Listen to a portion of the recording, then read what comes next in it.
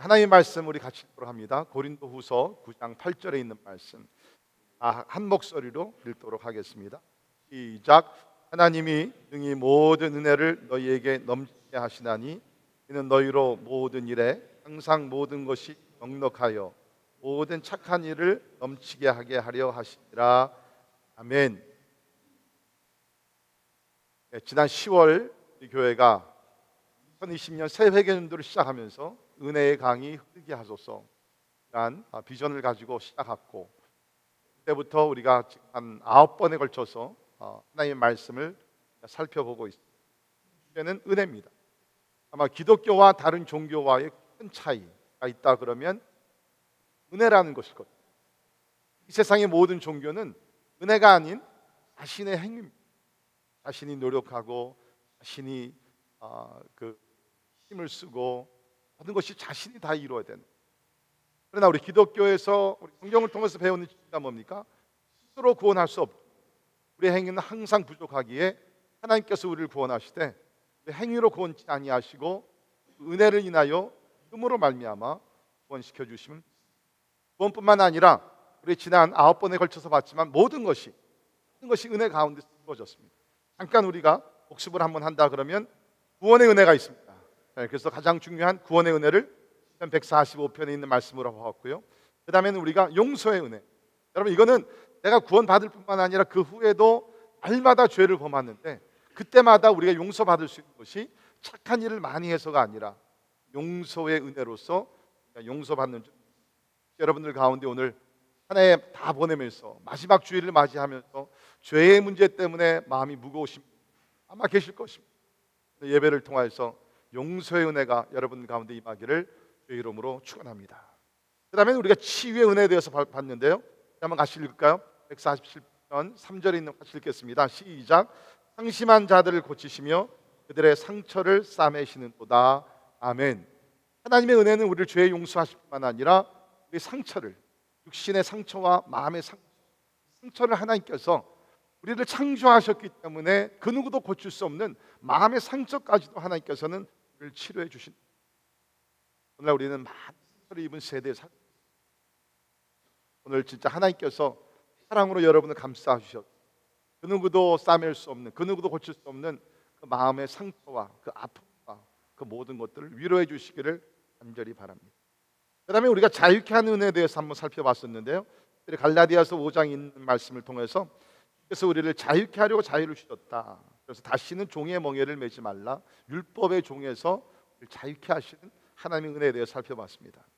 그 다음에 우리 6번째로 회복의 은혜에 대해서 하나님은 우리가 실수하고 실패하고 쓰러졌을 때에 그 자리에 머물게 하지 아니하시고 우리에게 다가오셔서 회복을 시켜주시고, 베드로가 예수님을 3번씩이나 부인했지만 예수님께 오셔서 사랑과 인자와 자비로서 은혜로서 그를 완전히 회복시키셨습니다.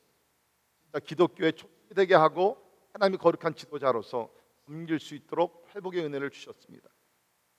7번째는 우리가 나누는 은혜에 대해서 살펴보았는데요. 우리가 은혜를 받을 뿐만 아니라 이제는 우리가 은혜를 나누는 삶을 살아야 된다. 그리고 8번째는 은혜는 추상적인 것이 아니라 우리 삶 속에서 우리가 보일 수 있다. 그래서 보이는 하나님의 은혜에 대해서 말씀했고, 그 다음에 9번째 2주 전에 성장하게 하는 은혜, 우리 같이 한번 읽도록 합니다. 시작. 오직 우리 주 곧 구주 예수 그리스도의 은혜와 그를 아는 지식에서 자라가라. 영광이 이제와 영원한 날까지 그에게 있을지어다. 아멘.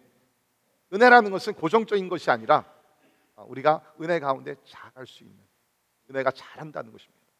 우리 새해를 맞이할 때 무엇보다도 은혜 가운데 모두 성장하고 성숙하는 하나님의 은혜가 날 수 있기를 간절히 바랍니다. 자, 그러면 오늘 이제 마지막 시간인데 이 놀라운 은혜, 구원의 은혜부터 얼마나 놀랍습니까? 치유의 은혜와 용서의 은혜와 지탱케 하시는 은혜와 성장하게 하시는 은혜까지 이 놀라운 은혜라는 것이 있는데, 그러면 어떻게 은혜를 얼마큼 우리가 기도를 하면 은혜를 얼마큼 성경 통독을 많이 하면 은혜를 받을 수 있는가? 얼마나 봉사를 하면 우리가 은혜를 받을 수 있는가?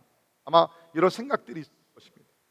그런데 놀라운 것은 은혜라는 것은 우리가 뭐를 많이 해서가 아니라 은혜라는 것은 예수 그리스도를 내 마음에 영접을 하고 예수 그리스도와 그 관계를 맺게 되면 그 하나님을 신뢰할 때에 답 없이 하나님께서 조건 없이 주시는 것이 은혜인 줄.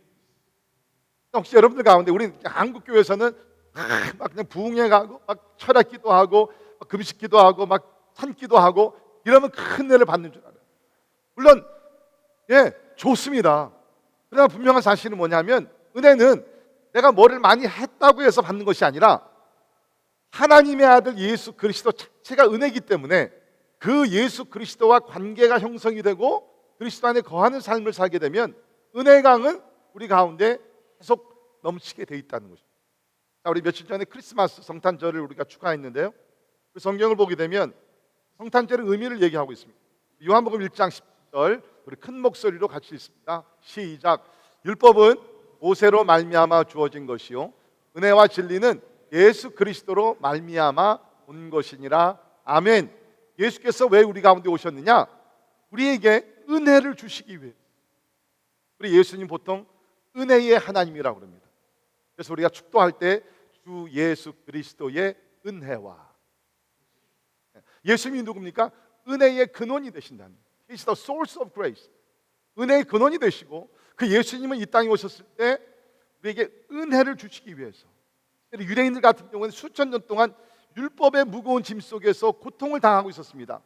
그들에게 자유를 주시고 그들에게 구원을 주시기 위해서 은혜로서 이 땅에 오셨다는 거예요. 그러니까 은혜의 근원은 예수 그리스도입니다. 믿으십니까? 믿으십니까? 그러니까 예수를 떠나서는 은혜라는 것을 우리가 체험할 수가 없다는 것이에요. 그러니까 우리가 이제까지 보았던 구원의 은혜, 치유의 은혜, 용서의 은혜, 지탱케 하시는 우리 여러 그 하나님의 축복이 은혜로서 오게 됐는데 그 은혜라는 것은 예수 그리스도 안에 예수 그리스도 자체가 은혜이시기 때문에 예수를 믿지 아니하고 예수를 영접하지 아니하는 사람들은 은혜를 우리가 받을 수가 없다는 거예요. 그러나 반대로 예수님을 나의 구세주로 영접하면 예수님이 은혜의 하나님이시기 때문에 우리 삶 속에 은혜가 흘러 넘칠 수밖에 없다는 것입니다. 그것을 우리가 믿으면 신뢰하면 된다는 것이에요. 그러니까 여러분께서 은혜 받기 위해서 뭐 어디 가고 그런 것은 물론 도움이 됩니다. 은혜의 자리에 우리가 들어가는 게 좋습니다. 그러나 그렇지 아니한다 할지라도 예수 그리스도 자체가 은혜이시기 때문에 은혜를 주시기 위해서 이 땅에 오셨기 때문에 우리가 그 안에 주님과 동행하는 삶을 살면 뭡니까? 우리는 은혜 속에 살게 될 줄을 믿습니다. 감사한 것은 이 은혜라는 것은 하나님께서 차별 없이 모든 사람들에게 주신 하나님의 선물. 학벌이 중요하지 않습니다. 가문이 중요하지 않습니다. 우리의 똑똑함이 중요하지도 않습니다. 하나님께서는 모든 사람들에게 이 놀라운 은혜를 다 주시기를 원하신다. 구원부터 시작해서 은사도 그렇고 모든 것을 하나님께서 주시기를 원하신다는 거죠. 제가 부르는 찬송 가운데 놀랍다 주님의 큰 은혜 251장 찬양이 있는데 여기 보면 4절에 이런 가사가 나옵니다. 보시면 비할 수 없는 그 은혜를 믿는 자에게, 비할 수 없는 그 세상에서 찾아볼 수 없는 그 누구도 줄 수 없는 그 은혜를 믿는 자에게 거저 줍니다. No string attached, no condition required. 그냥 거저 준다는 거예요.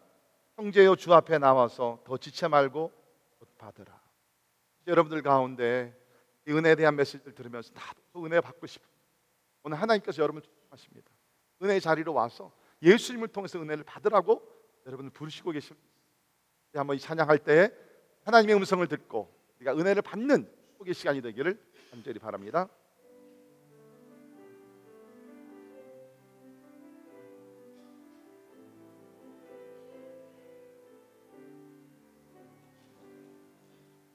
이해할 수 없는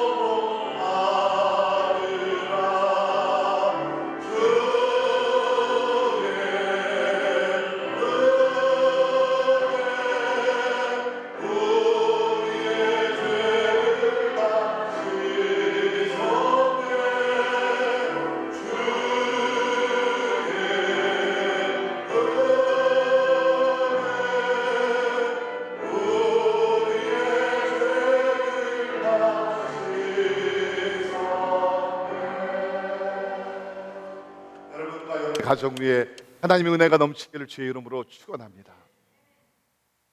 은혜는 값없이 우리에게 주시는 하나님의 선물, free gift from God. 그러나 해야 될 것은 값없이 주시는 하나님의 축복인데, 그 은혜를 주시기 위해서 하나님은 엄청난 값을 지불하셨다는 것입니다. It's a free gift, but it's not cheap grace. 값싼 은혜는 아니라는.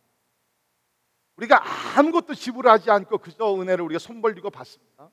그러나 하나님은 그 은혜를 우리에게 주시기 위해서 독생자 예수 그리스도를 희생하셨고, 예수님은 우리에게 그 구원의 은혜와 모든 은혜를 주시기 위해서 자기 생명을 희생하셨다는 거예요. Free gift, but not cheap. 값 없이 우리에게 주셨지만 값싼 은혜는 아니라는 것입니다. 여러분, 이 진리를 꼭 기억할 수 있기를 바랍니다. 오늘날 우리가 은혜를 우리가 받긴 받지만 은혜를 우리가 어뷰스하면서 함부로 우리가 살아가는 그러한 그리스도인들이 너무나 많기 때문에 오늘 이 말씀을 여러분과 함께 나눕니다. 자, 그러면 오늘 이제 설교 제목이 은혜 안에 사는 삶, 은혜를 받은 사람들이 어떻게 은혜 가운데 살아가야 하는가. 그렇죠? 우리가 은혜를 받은 사람들, 빚진 자들입니다. 어떻게 살아가야 돼? 분명한 사실은 우리가 하나님께로부터 받은 은혜 갚을 수는 없어요. 여러분, 절대로 그 은혜를 갚기 위해서 뭐 하지 마십시오. 불가능합니다. 하나님이 독생자 주셨고 예수님께서 생명을 주셨고 어떻게 우리가 갚겠어요? 우리가 만약에 진짜 하나님을 위해서 목숨을 드린다 할지라도 갚을 수가 없습니다. 우리는 죄인이기 때문에 죽어봤자 그것이 하나님의 은혜를 갚을 수 있는 길은 안 됩니다. 그럼 우리가 어떻게 사람이 되겠느냐? 은혜를 받음으로써 은혜에 합당한 삶을 살아야 합니다. 이것이 하나님께서 기대하시는. 우리 빌립보서 1장 27절에 보면 복음에 합당하게 생활하라 라는 말씀이 나옵니다. 복음에 합당하게 생활하라. 복음은 여러분이 아신 대로 굿뉴스입니다. 기쁜 소식입니다. 그 기쁜 소식이 뭐예요? 한마디로 요약하면 우리 행위가 아니라 은혜로서 구원을 받는 것이다. 그러면 우리가 복음에 합당하게 생활하라는 것을 다르게 우리가 좀 번역을 한다 그러면 은혜에 합당하게 생활하라는 것입니다. 은혜에 합당하게. 그러니까 은혜를 우리가 갚는 것이 아니라 은혜를 받은 자로서 이제 은혜에 어울리는, 은혜에 합당한 삶을 우리가 살아야 된다는 것입니다. 자, 그럼 우리가 은혜에 합당한 삶이라는 것은 어떻게 사는 것인가? 간단하게 세 가지를 살펴보도록 하겠습니다. 첫 번째, 은혜 가운데 거룩한 삶을 살아야 합니다. 은혜 가운데 거룩한 삶을 살아야 합니다. 오늘 어떤 이들은 은혜로 구원받았고 한 번 구원받은 자들은 영원히 구원을 잃지 않기 때문에 소위 얘기하는 eternal security, 그렇죠? 영원한 구원이 보장되어 있기 때문에 이 땅에서 내가 어떻게 산다 할지라도 전혀 상관이 없다 그러면서 상당히 방종된 삶을 사는 그러한 그리스도인들이 오늘날, 여러분, 이것이 진짜 잘못된 것이죠. 은혜를 모르는 사람들, 저는 그런 사람들을 보면 저 사람들은 은혜를 받았다고 저는 여기지도 않습니다. 은혜를 받은 사람들은 자기 쾌락과 자기의 어떤 성공과 자기를 위해 살 수 있는 것이 아니에요. 더욱더 나가서 함부로 방종된 삶을 살 수 있는 것이 아닙니다. 우리 갈라디아서 5장 13절을 보면 바울이 이런 말씀을 기록했는데요. 형제들아, 너희가 자유를 위하여 부르심을 입었으나 그러나 그 자유를 육체의 기회를 삼지 말고 오직 사랑으로 서로 종노릇하라라고 얘기하고 있습니다. 자, 여기 보시면 너희가 자유를 위하여 부르심을 입었으나 무엇으로부터 자유됐습니까? 율법으로부터 자유가 되었다는 것입니다. 그러니까 율법을 지킴으로써 내가 구원을 받아야 되는 율법주의에서 자유를 받았으나 그러나 자유케 되어서 그것을 육체의 기회로 삼아서 세상의 죄를 범하지 말도록 하라, 그 얘기입니다. 네. 자, 그런데 우리가 2000년의 기독교 역사를 보게 되면 이 은혜를 잘못 이해하고 하나님의 구원의 어떤 교리를 잘못 이해해서 육체의 기회를 삼아서 함부로 방종된 삶을 살던 사람들이 여러 곳에서 나타납니다. 신약시대 때도 그렇고요. 자기 배를 위해서, 육신의 정욕을 위해서 살던 사람들이 나왔습니다. 그런가 하면 우리 그 종교개혁이 이렇게 났을 때, 여러분이 아시는 대로 종교개혁을 일으켰을 때 루터가 이제 종교개혁을 일으키게 되면서 그 뒤로 칼빈 선생이 또 나와서 예정론이라는 그러한 축복의 말씀으로서 이제 가르치게 됩니다. 그 예정론이라는 것은 우리가 에베소서 1장에 있는 말씀으로서 우리가 구원받을 수 있는 그 이유가 무엇이었느냐? 우리가 행위가 아니라 창세전에 하나님께서 예수 그리스도 안에서 우리를 예정하사 우리를 부르신 가운데 우리가 반응을 해서 구원을 받았다, 이것입니다. 그런데 칼빈 아래서 이렇게 배우고 추종하던 자들이 이걸 잘못 적용을 한 거예요. 하나님께서 창세전에 우리를 예정하셨고 그 예정론에 변함이 없다 그러면 우리에게 영원한 구원이 보장이 되었다 그러면 이 땅에서 우리가 마음대로 아무렇게나 살더라도 구원에는 지장이 없지 않은가? 그래가지고서 소위 얘기하는 무율법주의자들이 되면서 하나님의 법을 지키지 아니하고 아주 그야말로 타락한 삶을 살았습니다. 좀 부끄러운 얘기지만 칼빈을 추종하던 사람들 가운데는 그야말로 문란한 삶을 창녀들과 가서 쉽게 밤을 자고 막 쾌락을 누리면서 이런 사람들이, 그러면서도 뭐예요? 우리는 예수 믿었다는 거예요. 내가 예수를 믿고 구원을 받았고 영원한 구원에는 전혀 문제가 없다. 그러면서 칼빈 선생의 예정론을 잘못 악용하던 사람들이 여럿이 있었던 것을 우리는 성경을 통해서 알 수 있습니다. 칼빈은요 절대로 그렇게 가르치지 않고 그 본인도 그렇게 살지 않았습니다. 칼빈 선생이 남겨주신 유명한 말 가운데 이런 말씀 들어보십시오. 참된 자유는 당연히 해야 할 것을 할 수 있으며 당연히 하지 말아야 할 것을 안 할 수 있는 의지와 해방을 뜻합니다. 한번 들어보세요. 참된 자유는 당연히 해야 할 것을 할 수 있으며 당연히 하지 말아야 할 것을 안 할 수 있는 의지와, 하나님께서 우리에게 주시는 자유가 우리 마음대로 우리 육신이 원하는 대로 살게 하는 것이 아니라 하나님이 주신 자유로 내가 해야 될 것을 하고 하지 말아야 될 것을 within the freedom of Christ, 그리스도께서 우리에게 주신 그 자유를 가지고 내가 할 수도 있고 안 할 수도 있는 의지와 해방을, 프리덤을 놓고 얘기한다라고. 이것이 그리스도의 복음인 줄. 사랑하는 성도 여러분, 우리는 율법을 지켜 구원받는 사람이 받을 수도 없고 하나님께서 그렇게 원래부터 디자인하지도 않았죠. 그러나 은혜를 체험한 사람들은 뭡니까? 이제는 우리가 율법을 무시하는 것이 아니라 이제는 율법을 더 철저하게 지키면서 거룩한 삶을 살아 완전한 그리스도인 되기 위해서 우리 살아가, 그리고 그것을 위해서 부르심을 받았다는 거예요.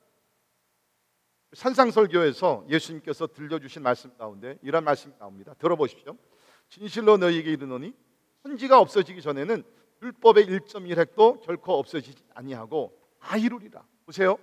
율법이 사라진 것이 다 이루리라.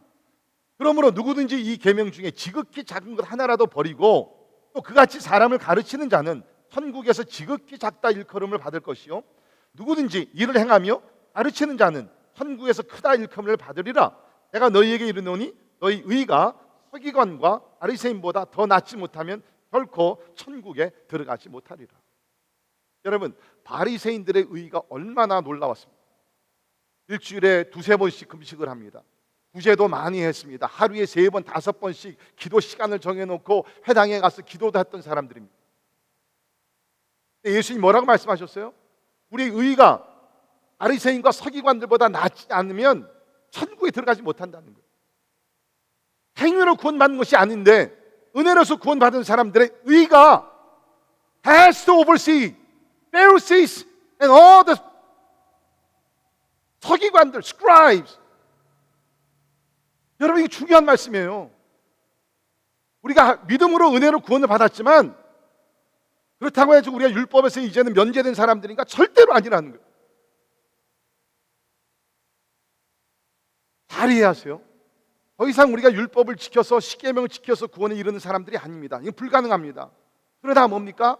이제는 우리가 구원을 위해서 율법을 지키는 것이 아니라 구원 받았기 때문에 은혜 가운데서 감사하는 마음으로 내가 거룩하니 너희도 거룩하는 하나님의 말씀을 따라서 더 철저하게 거룩한 삶을 살아야 된다는 것입니다. 여러분, 이게 전체적인 복음이에요. 우리가 이런 것들을 잘 이해해야 된다는 것입니다. 참 제가 이번에 설교를 준비하면서 큰 은혜 받고 도전받은 것이 뭐냐면, 사도 바울은 다메섹에서 예수를 만나기 전에, 다시 말해서 회심하기 전에 헐전 율법주의자였습니다. 어렸을 때부터 율법을 정확하게 철저하게 지켰던 사람이죠. 그런데 예수를 만납니다. 그리고 복음 진리를 깨닫게 됩니다. 우리가 구원받을 수 있는 것이 율법을 지켜서가 아니라, 할례를 우리가 행해서가 아니라, 십계명을 지켜서가 아니라, 하나님의 은혜로서 믿음으로 우리가 구원을 받는구나. 그러면서 오직 의인은 믿음으로 말미암아 구원을 받으리라. 로마서의 교리의 말씀부터 시작해서 우리 에베소서 2장 8절 9절에 있는 말씀, 구원의 진리를 선포하며 가르치던 사도입니다. 은혜를 강조한 사람이 바로 사도 바울이잖아요. 그런데 보세요, 그의 삶이 어떻습니까?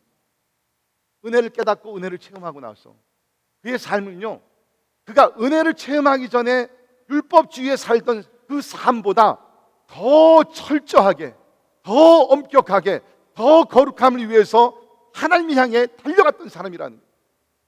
여러분, 그가 얼마나 철저한 신앙생활을 했나 한번 들어보십시오. 고린도전서 9장 27절에 보면, 내가 내 몸을 쳐 복종하게 함은 내가 남에게 전파한 후에 자신이 도리어 버림을 당할까 두려워. 이 말씀을 제가 문자적으로 설명을 해드리면, 바울이 은혜 구원 받은 것 압니다. 은혜 가운데 하나님의 영광이 들어갈 것도 확신했습니다. 자신이 있었습니다. 그런데 뭡니까? 내 몸을 쳐서 복종하게 했다. 쳐서. 육신의 생각이 들고 육신의 정력이 자꾸 나타나고 그럴 때 자기 몸을 쳐가지고서 이를 절제하며 순종케 하는 삶을 삽니다. 제가 도전받은 것은 뭐냐면, 바울이 하나님의 은혜를 체험하기 전에는 율법주의자로 살았습니다. 철저하게 노력을 했습니다. 그러나 은혜를 받고 나서는 율법주의자 이상으로 비한 율법주의자들이 살던 그런 율법 행위보다 더 철저하게 하나님 앞에 거룩한 삶을 살았다. 제가 이것을 깨달으면서 제 자신에게 많이 도전이 되고, 오늘날 교회가 너무나 잘못된 것이다. 모든 것이 그냥 은혜로 쉽게 다 그냥 넘어갑니다. 여러분, 은혜는 그런 것이 아니에요. 은혜를 제대로 받았다 그러면 진짜 세상의 어떤 종교인들보다 더 철저하게 하나님의 말씀을 순종하고 지키고, 우리가 도덕성이나 윤리면에서 봤을 때 세상의 어떤 종교인들보다 더 뛰어나야 될 줄을 믿습니다. 세상의 종교인들은 뭡니까? 겉으로만 의롭게 살면 되는 것이에요. 바리새인과 서기관들은 뭐 했습니까? 겉으로만 구제하고 기도하고 뭐 하면 다 되는 것입니다. 그러나 예수께서 보시기를, 저들의 의는 잘못된 것이다, 마음이 썩었다는 것입니다, 교만으로 가득 찼다는 것입니다. 그렇기 때문에 예수님께서 우리의 의가 바리새인과 서기관보다 더 낫지 아니하면 천국에 들어가지 못한다는 것이 뭡니까? 우리의 행위는 뭐예요? 겉으로뿐만 아니라, 겉으로 나타나는 행위뿐만 아니라, 구제하고 기도하고 사랑하고 우리가 금식하고 이것을 우리가 행할 뿐만 아니라, 이것을 하면서 우리의 마음이 교만하지 않고 해야 된다는 거예요. 여러분, 하나님께서 우리를 은혜 가운데 구원시키고 이 세상에서 아무렇게나 방종된 삶을 살게 하는 것이 아니라, 내가 거룩하니 너희도 거룩하라. 그러나 그것이 불가능하기 때문에 내가 은혜를 너에게 계속 부어주고 성령을 부어주리니 너의 힘과 노력이 아니라 하나님의 능력으로 거룩함에 이르라는 것입니다. 그것이 은혜 가운데 사람들의 정상적인,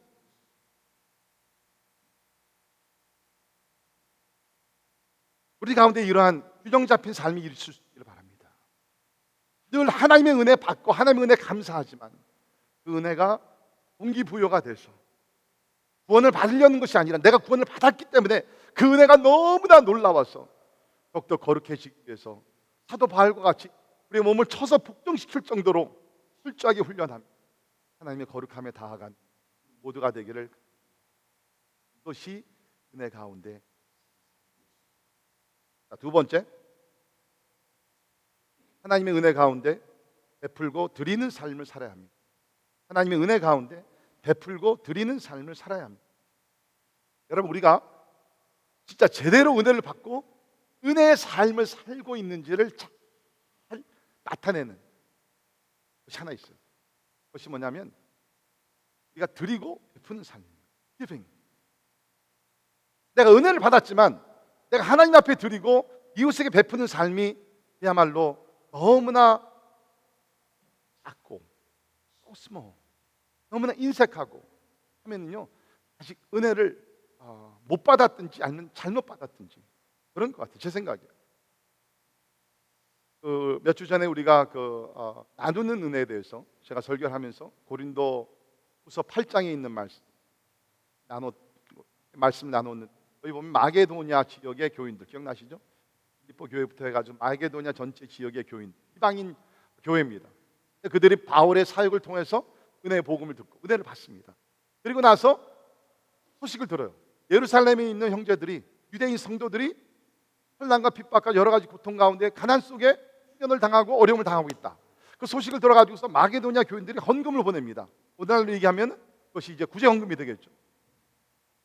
그런데 그들이 보냈을 때에 환란의 극한 가난 속에서, 환란을 받게 되면서 그것이 인해서 극한 가난 속에 있습니다. extreme poverty라고 그랬습니다.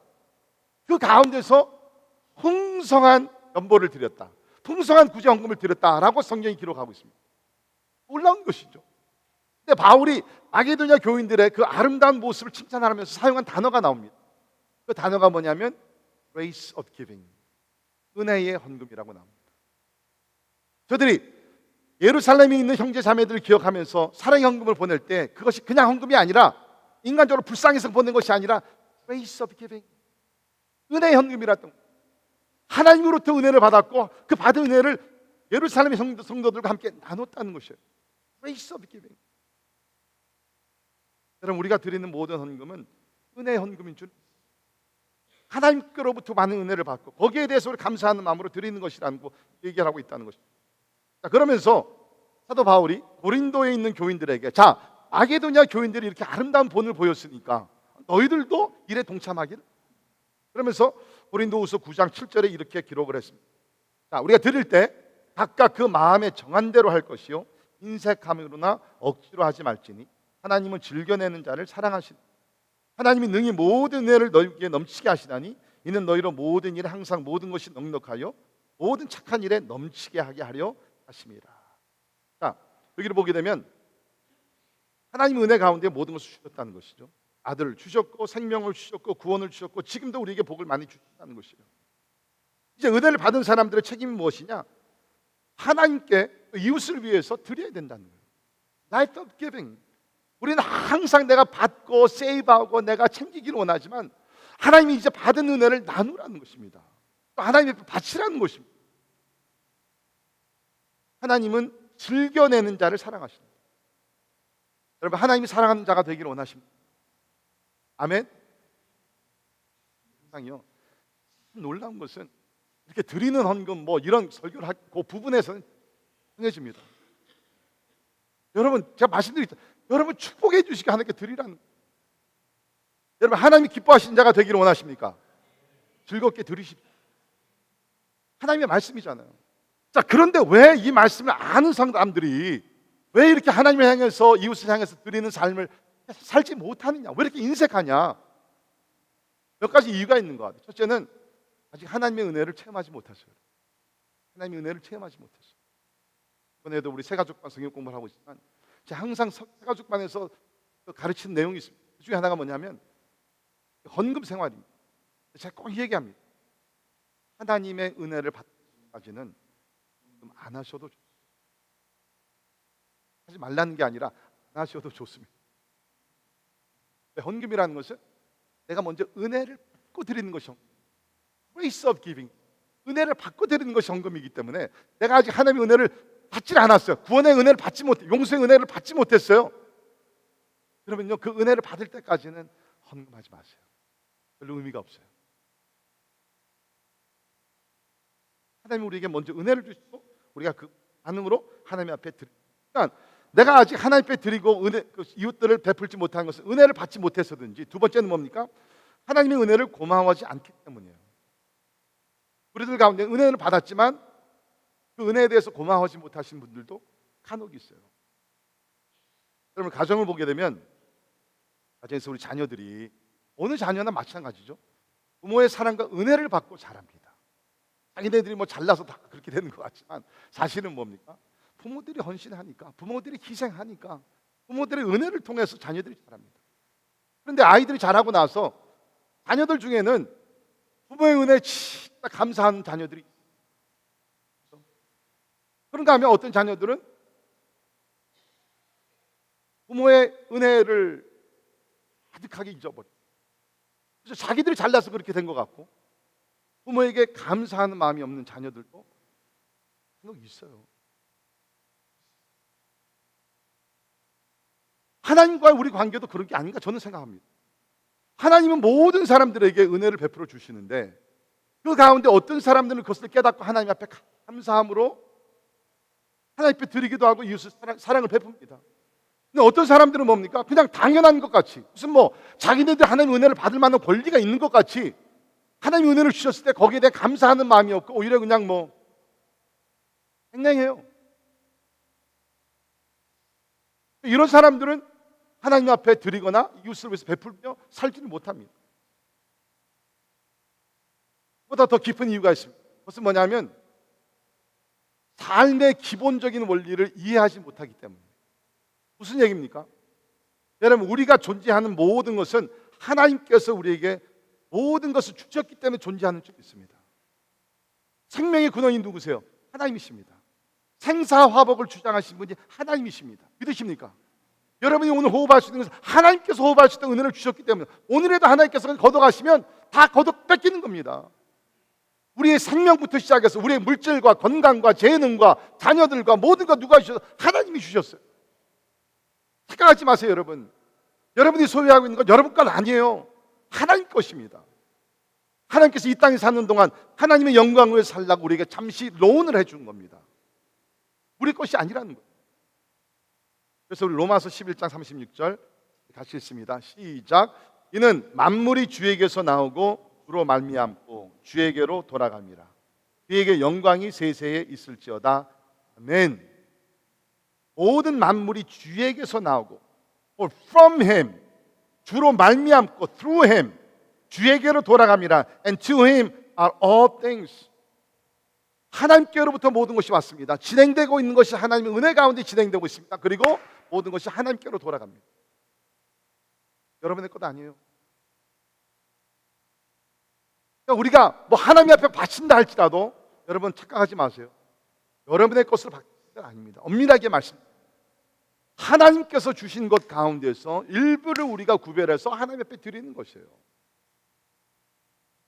그 자녀들이 가정에 자랄 때 이제 어렸을 때 부모가 이제 용돈을 주면 애들이 그 용돈을 좀 세이브했다가 크리스마스 같은 경우에 부모에게 선물을 주. 그러면 여러분 엄밀하게 얘기하면 자녀들이 선물한 그 돈이 누구의 돈이에요? 누구의 돈이에요? 부모의 돈이잖아요. 그런데도 부모님은 그 자녀들이 자기의 돈으로 선물을 준비해서 준 것이지만 그것을 받더라도 참 기쁘죠. 그것조차 안 하는 나쁜 놈들이 있잖아요. 제 생각에 하나님도 그럴 것 같아요. 제 생각에. 여러분 우리가 아무리 하나님 앞에 많은 것을 드린다 할지라도 사실은 다 하나님의 것이거든요. 하나님께서 우리에게 주시고 우리가 그 가운데 감사하는 마음으로 하나님 앞에 드리는 것인데 우리가 뭐 자랑할 것이 뭐가 있어요? 그것조차 하지 않는다 그러면 참 뭐 신앙을 떠나서 창조주 하나님 앞에서 인간의 도리를 하지 못하는 사람들이.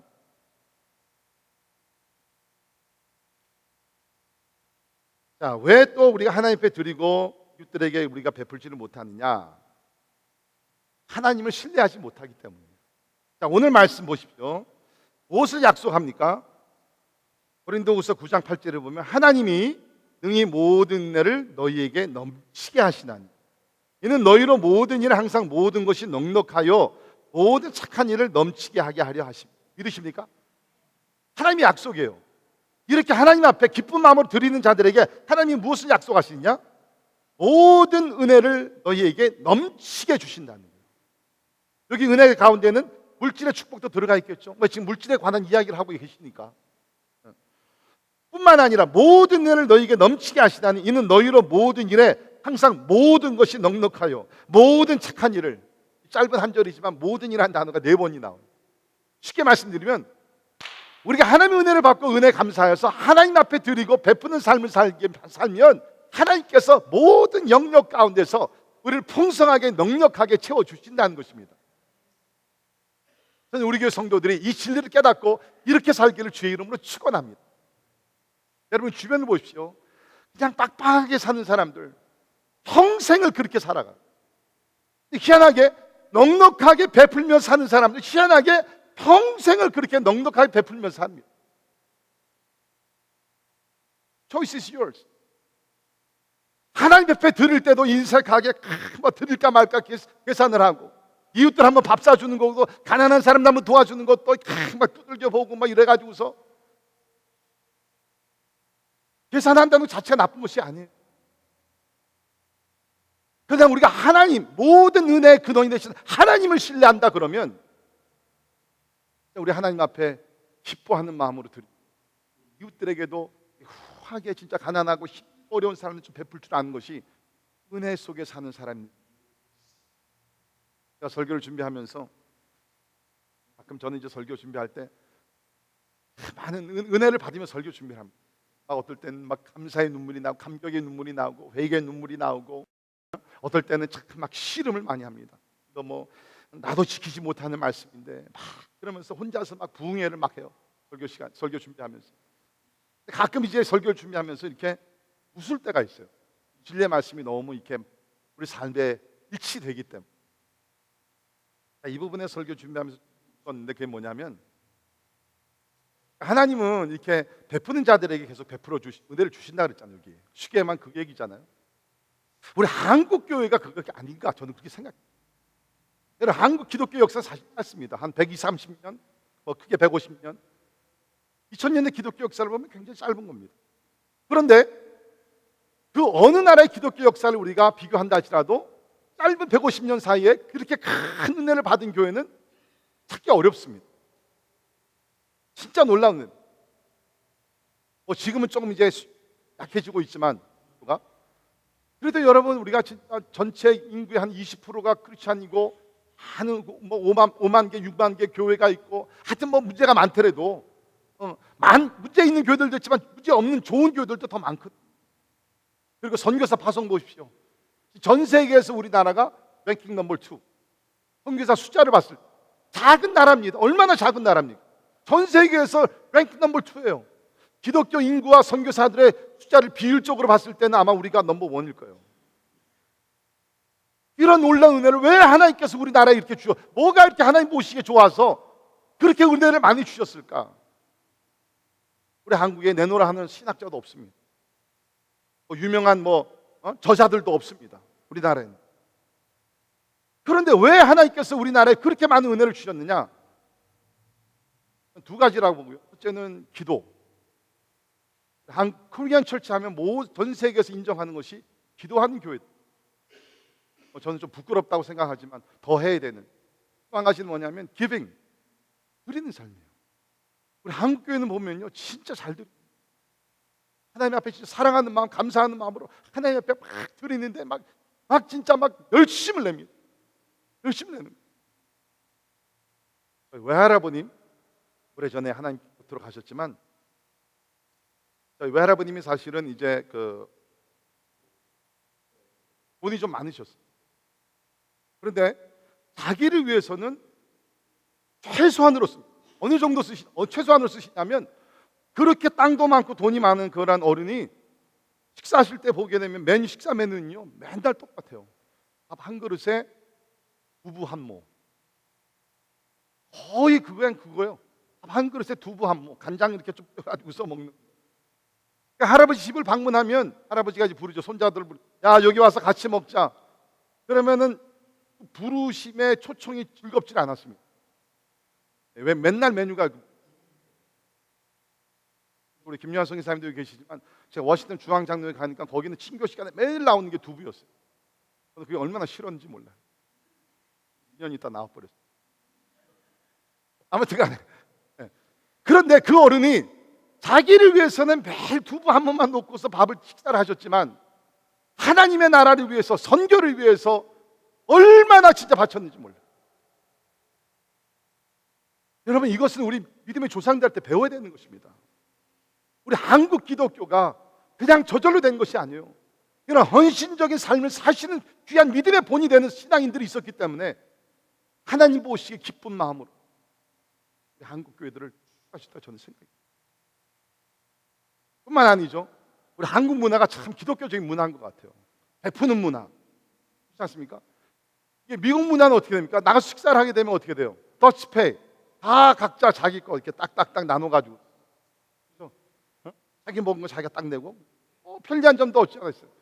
그래 우리 한국 사람도 어떻게 합니까? 돈이 좀 자기가 쪼달리더라도 뭐 카드를 뭐 긁어서 뭐 빚을 지더라도 그냥 나가게 되면 기마이를 씁니다. 아 내가 낼게, 아니 내가 낼게, 그러면서 서로 막 싸우잖아요. 얼마 전에도 우리 교회 어느 가정과 함께 식사를 했는데 이제 저희가 내려고서 이제 딱 저기를 했는데 그 집사님이 오셔가지고서 그냥 막 땡기는데요. 힘이 얼마나 좋은지. 내가 힘에 밀려서 그냥 할 수 없이 그 집사님이 내셨어요. 이게 한국 문화예요. 서로 내겠다. 나중에 뒤에 가서 욕을 할지언정 그냥 그 앞에서는 뭡니까? 그냥 막 내가 내겠다. 치페이보다 그게 더 좋은 것 같아요. 아마 그래서 하나님께서 그래도 우리 한국 나라를 이렇게 축복하신 게 아닌가. 신학적인 근거는 없고요. 그냥 제 생각입니다. 중요한 것은 뭡니까? 하나님이 우리에게 은혜를 주시고 하나님 앞에 드리고 베푸는 삶을 살면 하나님께서 우리에게 은혜를 너희에게, 저는 이러한 축복이 여러분과 여러분의 가정 모든 일에 임하기를 기쁜 마음으로 드리세요. 기쁜 마음으로 이웃에게 베푸세요. 하나님께서 넘치도록 채워주십시오. 근거가 어디 있어요? 약속입니다. 보십시오. 우리 로마서 8장 32절 같이 읽겠습니다. 시작. 자기 아들을 아끼지 아니하시고 우리 모든 사람을 위하여 내주신 이가 어찌 그 아들과 함께 모든 것을 우리에게 주시지 아니하겠느냐? 대답은 뭐 하신다는 것입니다. 가장 큰 것을 주신 하나님께서 자기 독생자 아들 예수 그리스도 희생제물로 주셨는데 너희가 지금 구하는 물질이나 그 외의 모든 것 왜 하나님께서 주시지 않겠느냐? 이미 가장 큰 것을 다 주었는데, 우리가 돈으로 계산한다면 누가 우리에게 막 10 밀리언, 100 밀리언, 트릴리언을 주었다는 거예요. 그 다음에 가서 우리가 Can I just have one more $1,000? 1,000불만 더 주. 왜 안 주냐 말이죠. 가장 큰 것을 이미 주었는데, 논리적으로 바울이 얘기하는 것입니다. 가장 크고 위대한 선물을 다 주었는데 왜 너희에게 그 외의 모든 것들을 주시지 않겠냐? 사랑하는 성도 여러분, 우리는 이 땅에 살면서 은혜를 받을 뿐만 아니라 은혜로 베푸는 성도들이 되기를 주의. 그러면 하나님께서 베푸시는 것보다 더 넘치게 차고 넘치도록 은혜로서 더 채워줄 줄을 믿습니다. 이게 은혜의 강에서 사는 방법. 마지막으로 은혜 가운데 은혜의 복음을 전해야 합니다. 자, 여러분이 아신 대로 사도 바울은 아마 이 세상 사는 사람들 가운데 가장 큰 은혜를 체험한 사람인 줄 모릅니다. 왜 그래요? 그리스도를 핍박하던 사람이 그리스도를 전하는 증인 선교사가 되셨어요. He was a persecutor of Christ, but he became preacher of Christ. 이게 얼마나 큰 은혜입니까? 바울은 이러한 은혜를 경험하고 나서 결정한 것이 있습니다. 내 남은 생에 내가 받은 은혜의 복음을 증거하리라. 그래서 우리 사도행전 20장 24절 우리 같이 읽습니다. 시작. 내가 달려갈 길과 예수께 받은 사명 곧 하나님의 은혜의 복음을 증언하는 일을 마치려 하면은 나의 생명조차 조금도 귀한 것으로 여기지 아니하노라. 여러분, 사람들에게 가장 중요한 것이 뭐예요? 목숨이에요. 이거보다 중요한 것이 없습니다. 아무리 돈이 중요하고 뭐 다음 달치라도 목숨 끝나면 끝입니다. 근데 바울은 여기서 얘기합니다. 나의 생명보다 더 존귀한 것이 있다. 그것이 뭐냐? 주 예수께로부터 받은 사명이다. 여러분, 오늘 잘 들으시기 바랍니다. 인간과 동물들의 차이가 뭡니까? 동물들에게는 가치나 목표나 사명이 없어요. 우리 인간은 뭐예요? 사명이 있는 존재들이에요. 사명감을 가지고 사는 사람. 하나님께서 우리에게 주신 사명이 있다는 거예요. 그 사명이 뭡니까? 하나님의 은혜의. 여러분, 이것은 사도 바울이라는 한 사람에게만 주신 하나님의 사명이 아니잖아요. 우리 마태복음 28장과 사도행전 1장 8절에 보게 되면 모든 믿는 자들에게 땅끝까지 가서 예수 그리스도의 증인이 되라고 주님께서 명령하셨잖아요. 우리가 의사가 되건 집에서 아이들을 기르건 교사가 되건 뭐가 되든 간에 분명한 것은 이건 다 수단 방법이고 이것을 통해서 하나님이 우리를 통해서 이루고자 하는 사명이 뭐예요? 하나님의 은혜의 복음을. 우리가 2019년 한 해를 다 지금 보내고 있습니다. 지난 금요일도 말씀드렸지만 우리는 가끔 우리 인생을 평가할 줄 알아야 됩니다. 평가를 하기 위해서 평가의 기준이 있어야 됩니다. 뭐를 놓고 우리가 평가합니까? 그 중에 하나 우리가 빼놓을 수 없는 것이 있어요. 그것이 뭐냐면 복음 증거입니다. 내가 한 해 동안 이때까지 살면서 얼마나 성실하게 복음 증거를 하면서 살았는가. 이거는 주님 앞에 우리가 섰을 때에 하나님께서 우리 인생을 결산하실 때 반드시 사용하실 잣대라는 것입니다. 사도 바울은 나의 생명보다 더 귀한 것이 있다. 그것은 주 예수께로부터 받은 하나님의 은혜의 복음을 전 은혜 안에 사는 하나님의 은혜의 복음. 우리가 아직 이 은혜의 복음을 전하지 못했다 그러면 이 은혜의 그 복음을 깨닫지 못한 것이에요. 여러분, 천국과 지옥을 갈라놓는 것이 뭔 것 같아요? 착하게 살고 우리가 악하게 살고? 절대로 아닙니다. 천국과 지옥을 갈라놓게 하는 것은 은혜라는 것이에요. 은혜의 복음을 듣고 은혜를 받은 사람들은 천국에 갑니다. 은혜를 듣지 못하고 은혜를 받지 못한 사람들은 지옥에 갑니다. 선과 악이 갈라놓는 것이 아니라 은혜를 받은 사람들은 그 은혜 때문에 천국에 가게 되는 것이고, 은혜를 받지 못한 사람들은 은혜를 받지 못했기 때문에, 듣지 못했기 때문에, 영접하지 않았기 때문에 지옥에 가는 것이에요. 여러분과 제가 받은 은, 천국과 지옥을 갈라놓을 만한, 여러분과 저는 압니다. We know about this.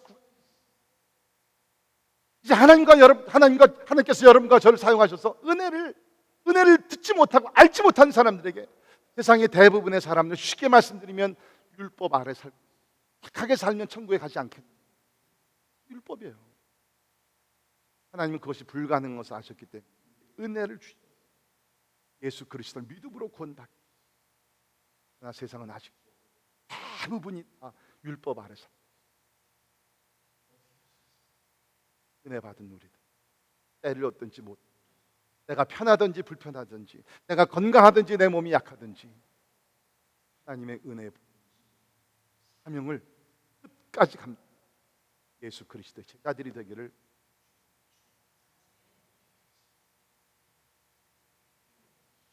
하나님, 지난 10주 동안 하나님의 은혜에 대해서 말씀을 선포했습니다.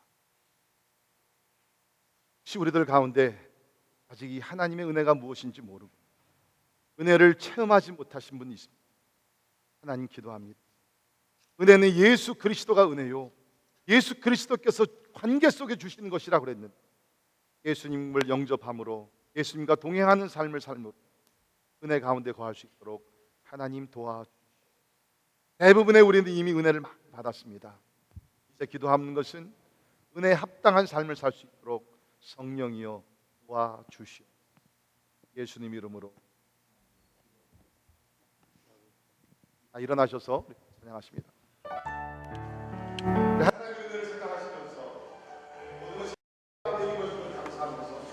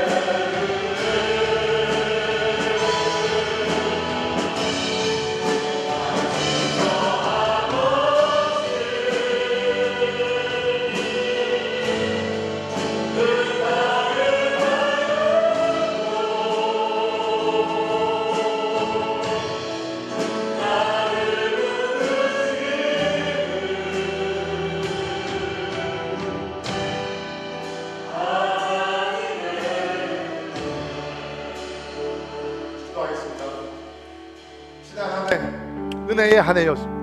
앞으로 우리가 맞이할 2020년 새해 하나님의 은혜의 새해가 될 줄 믿습니다. 여러분 두려워하지 마십시오. 하나님의 은혜로 붙들어 주실 것입니다. 하나님의 은혜로 강건케 하실 것입니다. 우리가 할 수 없는 것, 구원을 우리가 스스로 못 받았듯이 하나님의 은혜 가운데 구원받았듯이 하나님의 은혜 속에서 우리의 삶이 날마다 지탱되듯이 앞으로도 하나님의 은혜 가운데 우리의 삶을 지켜주시고 필요를 채워주시고 우리의 삶을 책임주실 분이 하나님이신 줄 믿습니다. 시간 통성으로 기도하시면서 하나님의 은혜 감사하시고요, 은혜 가운데 여러분의 삶을 하나님께 드리십시오. 하나님께서 책임지십니다. 하나님 은혜 가운데 거룩한 삶을 살게 하시고 그리고 베푸는 삶을 살 수 있도록 도와주시고 은혜의 복음을 땅까지 전할 수 있도록 나를 사용하여 주옵소서. 이것도 하나님의 은혜 가운데 이루어질 줄 믿습니다. 주여 한번 외치고 통성으로 기도하겠습니다.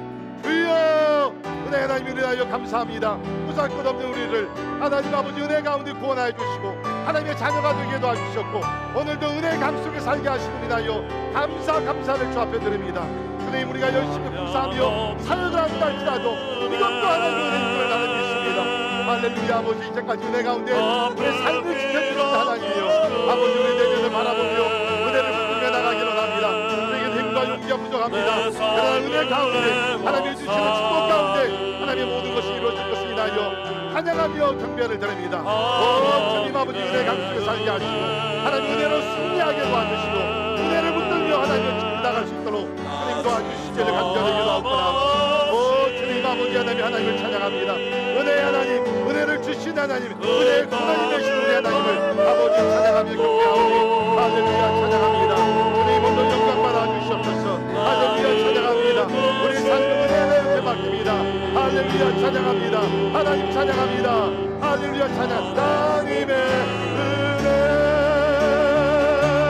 한량없는 주님의 은혜, 한량없는 은혜, 강물 기록의 은혜, 내 삶을 애워싸는 하나님의 은혜, 아주 저함 없이 그 땅을 밟아도 나를 붙드시는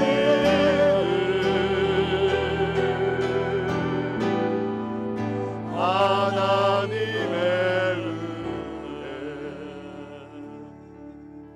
하나님, 과거를 돌이켜 보더라도 하나님의 은혜요, 지금 우리 삶에 진행되는 것을 모든 것을 볼 때도 하나님의 은혜, 미래를 바라볼 때도 하나님의 은혜를 바라봅니다. 우리의 사방을 둘러싸고 계신 이 하나님의 은혜요, 기도합니다.